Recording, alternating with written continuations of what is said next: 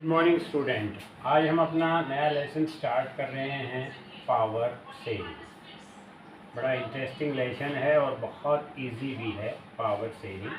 Power saving के lesson को start हम दो एग्जाम्पल से करेंगे। पहला है बेल्जियम का एग्जाम्पल।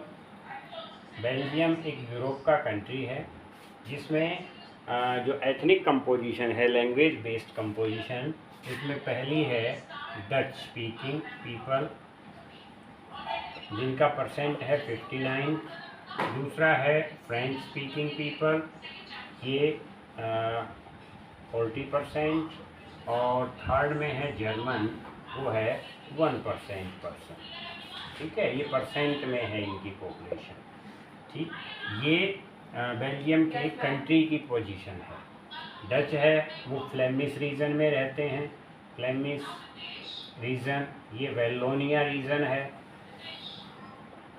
ठीक है, उसके बाद जो इसकी कैपिटल है वो है ब्रुसेल्स।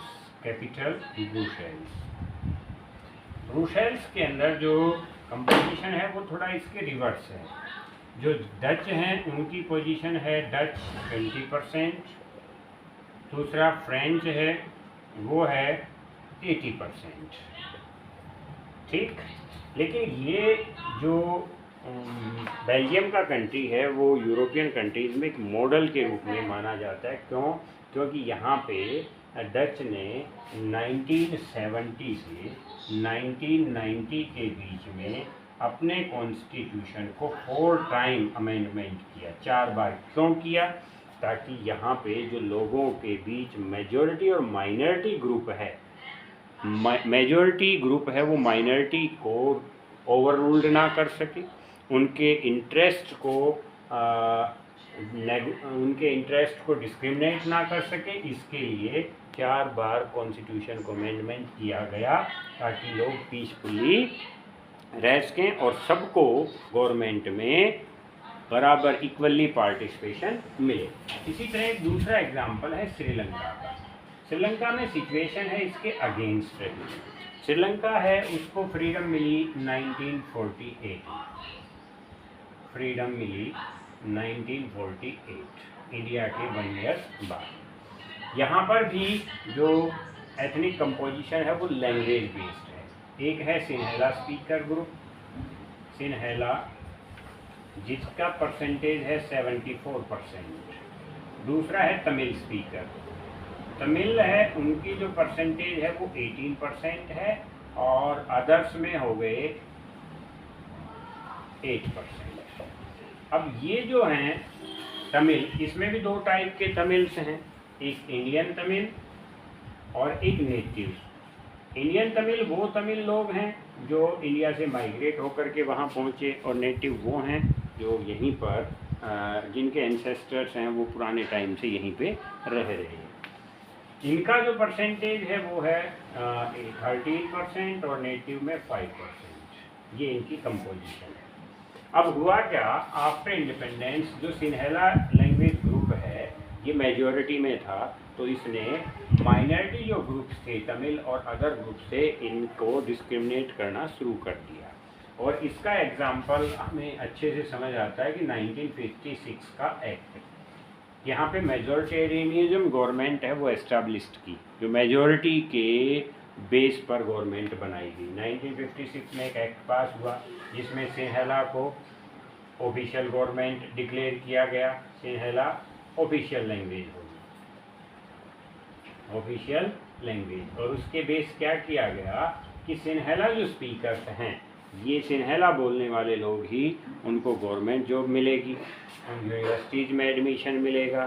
ठीक है, सारी जो फैसिलिटीज़ हैं वो इन्हीं सिन्हेला स्पीकर्स को दी जाएगी। तो इस तरह से यहाँ पे इन दोनों ग्रुप्स में, सिन्हेला और तमिल्स में, जब डिस्क्रिमिनेशन की बात आई तो इनमें कॉन्सिक्वेंसीज हैं, क्या बोलेंगे इसको, क्वेरलिंग, झगड़े, रियोट्स, ये स्टार्ट हो गए कंट्री में, जिससे एक सिविल वॉर देखने को मिला। सिविल वॉर में जिसमें लगभग 30 लाख से ज़्यादा लोग पीपल हैं श्रीलंका में मारे गए आपसी झगड़े के अंदर, जिसको गृह युद्ध कहा गया। ठीक है। तो ये दोनों जो कंट्रीज़ हैं इनकी सिचुएशंस हैं वो अलग रही। इसको आप बुक में अच्छे से पढ़ेंगे तो आपको समझ आ जाएगा। एक बेल्जियम जिसने पीसफुली पावर को शेयर किया, दूसरा सिनहेला जिसके मेजॉरिटी ग्रुप ने माइनॉरिटी जो ग्रुप था उसको कंट्रोल में रखा और उनके इंटरेस्ट है उनके ऊपर कोई ध्यान नहीं दिया। तो अब ये देखते हैं हम कि जो पावर शेयरिंग है वो क्यों इम्पोर्टेंट हो जाता है। यहाँ पे पावर शेयरिंग है वो क्यों इम्पोर्टेंट हुआ। ठीक है, तो क्वेश्चन अराइज होता है सिनहेला इसका श्रीलंका और बेल्जियम का एग्जाम्पल देखने के बाद। बहुत इम्पोर्टेंट क्वेश्चन है, मैनी टाइम्स आस्क्ड क्वेश्चन है भाई, पावर शेयरिंग इज डिजायरेबल, कि पावर शेयरिंग है वो डिज़ायरेबल क्यों है, बहुत ज़रूरी है। तो उसके बहुत सारे पॉइंट्स हैं वो बनते हैं कि पावर शेयरिंग क्यों डिज़ायरेबल है। उसमें पहला तो ये आता है, it reduces the conflict, it reduces the conflict, कि लोगों के जो झगड़े हैं उनको कंट्रोल करता है। दूसरा, ये चांस देता है माइनॉरिटी को, माइनॉरिटी जो ग्रुप है उसको भी चांस देता। Minority group is given chance to take part in the government, take part in government. ठीक है। थर्ड, मेजॉरिटी रूल को कंट्रोल करता है, मेजॉरिटी रूल इज कंट्रोल, इसको कंट्रोल करता है भाई। ठीक है। और इसके अलावा भी बहुत सारे रीजन्स हैं, आप इसमें सर्च कर सकते हैं कि जो पावर शेयरिंग है वो किस तरह से लोगों के इंटरेस्ट को, अब मेजॉरिटी ग्रुप को कंट्रोल करता है तो माइनॉरिटी ग्रुप है उनके इंटरेस्ट को प्रोमोट करेगा, सबको इक्वल चांस देगा। सिविल वॉर जैसी श्रीलंका में इवेंट्स हुए उनको रोकने की भी कोशिश करेगा। तो ये पावर शेयरिंग डिजायरेबल होने के रीजन्स हैं। इसका जो अगला टॉपिक है वो आता है different forms of power sharing. ये भी एक अच्छा क्वेश्चन है। What are the different forms of power sharing, what are the different forms of power sharing. Power sharing की डिफरेंट फॉर्म्स कौन कौन सी है। Okay, what are the different forms of power sharing. ठीक है भाई। इसमें different form of power sharing है, उसमें पहला जो है power is shared, power is shared among different organs, different organs of the government, organs of the government। Government के कौन कौन से ऑर्गन हैं, इसमें पहला एग्जीक्यूटिव, लेजिस्लेटिव और जुडिशरी। ये तीन ऑर्गन हैं गवर्नमेंट के, और इनमें जो पावर शेयर की गई है वो इक्वल पावर शेयर की गई है, that is called horizontal power sharing. कौन सी पावर भाई, हॉरिजेंटल पावर शेयरिंग।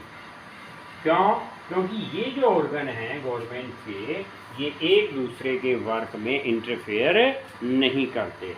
ठीक है, ये horizontal power sharing. Second, power is shared among different levels of government, at different level of government। अब डिफरेंट लेवल पे गवर्नमेंट कौन कौन सी हैं, तो गवर्नमेंट दो टाइप की है डिफरेंट लेवल पे। पहली सेंट्रल गवर्नमेंट, सेंट्रल गवर्नमेंट जिसका दूसरा नाम यूनियन गवर्नमेंट भी है, और सेकंड है स्टेट गवर्नमेंट, ठीक है। ये दो टाइप की, इसमें जो पावर ज़्यादा दी गई है वो सेंट्रल गवर्नमेंट को दी गई है। स्टेट गवर्नमेंट है उसकी एक सबऑर्डिनेट गवर्नमेंट के रूप में वर्क करती है। इस टाइप से ये जो पावर शेयरिंग है that is vertical power sharing, vertical power sharing, ठीक है। इंडिया में जैसे सेंट्रल और स्टेट गवर्नमेंट के बीच में पावर शेयर की गई है। उसके बाद थर्ड नंबर पे है power is share among different social groups, among different social group. Social groups कौन कौन से हैं? सोशल ग्रुप में जो रिलीजियस ग्रुप हैं, रिलीजन हो गया, ये भी एक सोशल ग्रुप होता है। कास्ट, उसके बाद लैंग्वेज, कल्चरल बेस्ड ग्रुप, ये सारे religion, caste, language, cultural based group हैं, ये सारे सोशल ग्रुप हैं। और इन सोशल ग्रुप्स को पावर दी गई है। जैसे रिलीजन में किसी भी रिलीजन के साथ कोई डिस्क्रिमिनेशन नहीं किया गया इंडिया में, all religions are considered equal before the law.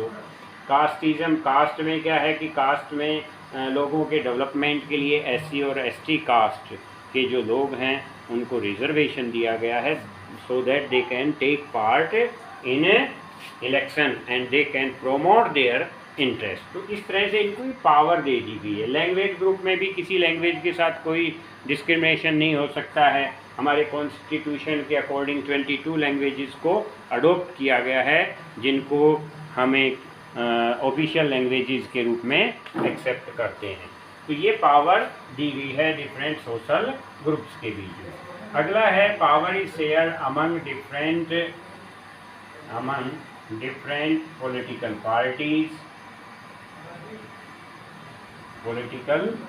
Parties, pressure groups,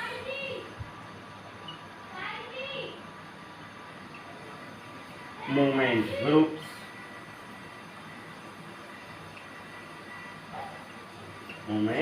groups, etcetera. तो ये भी पावर शेयरिंग का एक अलग से मेथड है जिसमें डिफरेंट पॉलिटिकल पार्टी, अब इलेक्शंस होते हैं, इलेक्शन में सिर्फ एक पॉलिटिकल पार्टी है वो इलेक्शन जीत जाती है, इसका मतलब powers reside only in that political party. तो जो पार्टियां इलेक्शन हार गई उनको कोई भी पावर नहीं है। Yes, they have the power also, they can criticise the government, उनको गवर्नमेंट को क्रिटिसाइज करने की पावर है। They can question the government, उनसे पार्लियामेंट में, असेंबली में क्वेश्चंस कर सकते हैं, ये उनको पावर दी गई है। जो गवर्नमेंट रूल बनाती है और सेकंड नंबर पे जो पार्टी विन होती है उस पार्टी को अपोजिशन पार्टी का स्टेटस दिया जाता है। तो अपोजिशन, डेमोक्रेसी में अपोजिशन पार्टी है उसके पास भी बहुत ज़्यादा पावर होती है। तो ये पॉलिटिकल पार्टीज में सम प्रेशर ग्रुप्स हैं। Pressure groups can be called interest group, जैसे कि किसान यूनियन हो गया, टीचर्स एसोसिएशन। तो ये जो ग्रुप्स हैं ये भी गवर्नमेंट के ऊपर प्रेशर बनाते हैं, इनको भी पावर दी है अपने ऑर्गेनाइजेशंस बनाने की, सेटअप करने की, ताकि ये गवर्नमेंट को अपने इंटरेस्ट के लिए फोर्स कर सके। और मूवमेंट ग्रुप्स ऐसे ग्रुप होते हैं जो किसी स्पेशल एक एम के लिए, पर्पज़ के लिए ऑर्गेनाइज किए जाते हैं और उस पर्पज़ को पूरा करके या किए बिना भी ये मूवमेंट ग्रुप हैं ये कैंसिल हो जाते हैं। तो ये गवर्नमेंट के ऊपर प्रेशर बनाने की कोशिश करते हैं, इनके पास भी पावर है। जैसे दिल्ली में अन्ना हजारे ने किया था मूवमेंट, किसको लेकर के? करप्शन को लेकर के, ठीक है। और वो जो मूवमेंट था अन्ना हजारे का वो बगैर किसी रिजल्ट के ख़त्म हो गया था। ऐसा ही एक मूवमेंट ग्रुप जो चल रहा है अभी, वो किसान आंदोलन चल रहा है दिल्ली के अंदर, जिसका अभी तक कोई रिजल्ट नहीं निकला है, और लेकिन ये गवर्नमेंट के ऊपर प्रेशर बनाए हुए हैं। तो इस टाइप से ये पावर यहाँ पे शेयर की गई है। तो ये डिफरेंट मेथड्स है पावर शेयरिंग के। अगर फिर ये क्लियर हुआ आप लोगों को टॉपिक? अगर कोई डाउट है तो आप पर्सनली कांटेक्ट कर सकते हैं। Thank you.